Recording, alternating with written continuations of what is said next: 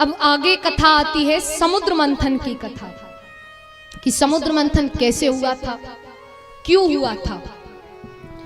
तो समुद्र मंथन इसलिए किया गया था क्योंकि अमृत निकल रहा था। लेकिन उससे पहले क्या हुआ कि इंद्र एक दिन ऐरावत हाथी पे बैठ के जा रहे थे, और इंद्र ऐरावत पे बैठ के जा रहे थे तो सामने से दुर्वासा जी आ रहे थे। सामने से दुर्वासा जी आ रहे थे तो उन्होंने कुछ नहीं देखा कि क्या है क्या नहीं है, इंद्र अपने मग्न होकर जा रहे हैं। लेकिन दुर्वासा जी ने देखा तो उन्होंने रोका, इंद्र रुकते हैं। दुर्वासा जी ने खुश होकर अपनी माला इंद्र को पहना दी। अब इंद्र ने वो माला थोड़ी देर पहनी, फिर आगे गए तो वो हाथी की सूंड पे माला डाल देते, आगे चले जाते हैं। अब इंद्र तो चले गए, लेकिन दुर्वासा जी उसी रास्ते से लौट कर गए तो वो देखते हैं कि वहां पर उनकी माला पड़ी है। उनको समझ आ गया कि इंद्र ने मेरी माला का अपमान किया है, तो वहीं खड़े खड़े श्राप देते हैं कि इंद्र तुम्हें जिस 3 लोक 14 भुवन का घमंड है ना, तो मैं तुम्हें श्राप देता हूं कि 3 लोक 14 भुवन तुमसे छीन लिए जाए। क्योंकि देखो, धन पद प्रतिष्ठा मिल जाए तो व्यक्ति फिर ऐसी वैसी हरकत ही करता है। इंद्र को 3 लोगों का घमंड बहुत था, उसने माला का अपमान कर दिया।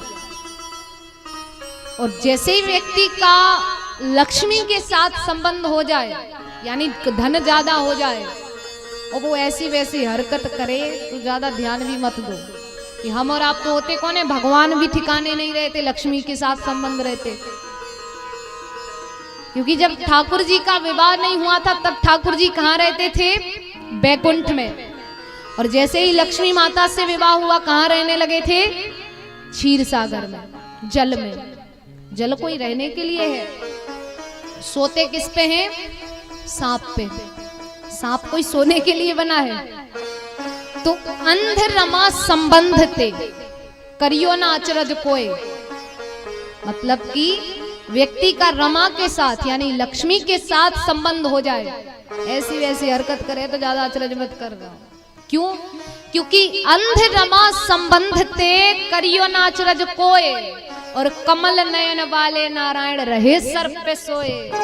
भगवान के तो कमल के जैसे नयन थे, उनको नहीं दिखा कि ये सांप है, इस पे सोना चाहिए या नहीं सोना चाहिए। भगवान भगवान होके सो गए, तो हम तो इंसान हैं। तो इंद्र ने वहां पर गलती कर दी। अब जैसे ही दुर्वासा जी ने श्राप दिया कि इंद्र ये 3 लोक 14 भुवन तुमसे छीन लिए जाएं, तो ये श्राप शुक्राचार्य जी ने सुना। शुक्राचार्य जी कौन है? ये हैं दैत्यों के गुरु, दैत्य यानी राक्षसों के गुरु। तो वो दैत्यों से कहते हैं कि अभी इंद्र श्रापित है, आक्रमण कर दो, 3 लोक हमें मिल जाएंगे। अब दैत्य युद्ध के लिए ललकारते हैं। सभी देवी देवतागण भगवान के पास जाते, कहते वो युद्ध के लिए कह रहे हैं।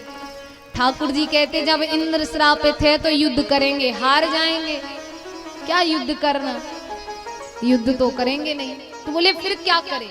बोलो देवताओं से कि हम युद्ध के बदले समुद्र मंथन करेंगे। समुद्र मंथन के लिए दैत्य मान जाते हैं। क्यों मान जाते हैं? क्योंकि उनको पता था कि समुद्र मंथन से अमृत निकलेगा, अमृत निकलेगा तो सभी को मिलेगा। अब देवी देवता दैत्य ऋषिगण सभी आते हैं, सभी खड़े होते हैं। मंथन हो रहा है। मंथन होता है तो मदराचल पर्वत को बीच में रखा जाता है, वासुकी नाग का रस्सा बनाया जाता है। अब मंथन हो रहा है। मंथन होता है तो ठाकुर जी देवताओं से कहते तुम जिद करना कि नाग की मुख की तरफ खड़े रहना है। तो देवता जिद करते नहीं भाई, हम तो मुख की तरफ खड़े होंगे। अब दैत्यों को लगा कि मुख की तरफ खड़े होने में कोई फायदा है, बोले नहीं अभी हम राजा हैं, हम मुख की तरफ खड़े होंगे। ठाकुर जी ने कहा हाँ हाँ खड़े होने दो, होने दो।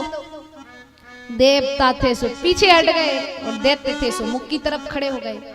अब जैसे ही मंथन हुआ और मंथन में सर्प को खींचा गया, मदराचल पर्वत डूबने लगा, तब ठाकुर जी ने कच्छप अवतार लिया, मदराचल पर्वत को अपनी पीठ पे धारण किया और जैसे ही नाग को खींचा गया कि नाग के मुख पर ज्यादा जोर पड़ा तो उसके मुख से विष निकला, आधे दैत्य वहीं समाप्त हो गए। अब सब पीछे हट रहे, अरे हट जाओ, ये विष्णु की चाल थी, मुख की तरफ खड़े होने में फायदा नहीं था, सब पीछे हटते हैं।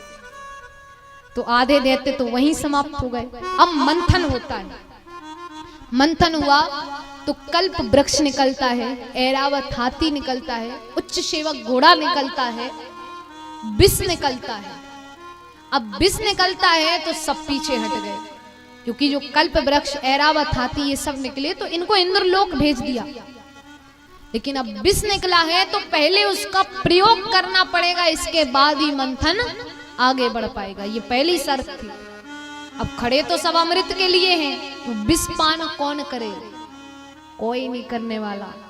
सभी देवी देवतागण पहुंचे महादेव जी की शरण में। महादेव जी से ठाकुर जी कहते हुए, बाबा समुद्र मंथन हुआ है? बोले हाँ। तो बोले मंथन हुआ है तो विष निकला है। महादेव जी कहते सीधे सीधे बोलो बात क्या है, इधर उधर बात मत ले जाओ। बोले विष निकला है तो कोई ग्रहण नहीं कर रहा है, उसको आपको ग्रहण करना पड़ेगा, वरना मंथन नहीं हो पाएगा। महादेव जी को पता था कि विष को ग्रहण मुझे ही करना है, तो महादेव जी ने पहले क्या कहा, ब्रह्मा जी से पूछो शायद इनको चल जाए। बोले भाई साहब से पूछो शायद चल जाए। भाई साहब ने तीनों सिर एक साथ लाए, नहीं, अगर हमने विष पी लिया तो ये फैक्ट्री बंद हो जाएगी, ये संसार कौन बनाएगा। नारद जी से बोले नारायण नारायण, भगवान बचाए ऐसी आफत से, ये तो आपको ही चलेगा सरकार, आप तो पी लो। पार्वती माता ये सब सुन रही थी।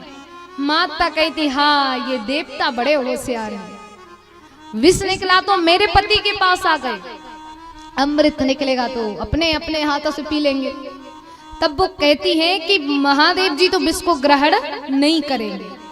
वो कहती है अगर आपने विष ग्रहण किया तो सोच लेना आपकी मृत्यु हो जाएगी। महादेव जी कहते जग कल्याण के लिए मृत्यु हो भी गई तो कौन सी बड़ी बात है। माता समझ गई कि ये नहीं मानने वाले। माता कहती है ये बताइए आप मुझसे प्रेम करते कि नहीं। अरे बोले आपसे तो मैं बहुत प्रेम करता हूँ। तो बोले मैं आपके शरीर में कहाँ निवास करती हूँ। बोले आप हृदय में रहते हो। बोले तब तो आप वो विष ग्रहण करोगे तो मुख से गले से हृदय में भी उतरेगा। तो बोले उतरेगा तब जब मैं उसको उतारूंगा, मैं उस विष को गले में ही रख लूंगा तो आपकी भी रक्षा हो जाएगी और देवी देवताओं का सभी का कल्याण भी हो जाएगा। तब भोलेनाथ जाते हैं और विष का प्याला लेते हैं और विष ग्रहण करते हैं। तो इस प्रकार से महादेव जी ने विष ग्रहण किया और सभी देवी देवतागण उनकी स्तुति कर रहे हैं। कहते हैं कैलाश के निवासी नमो बार बार हो, नमो बार बार हो, आयो शरण तिहार प्रभु तार तार हो। कैलाश के निवासी नमो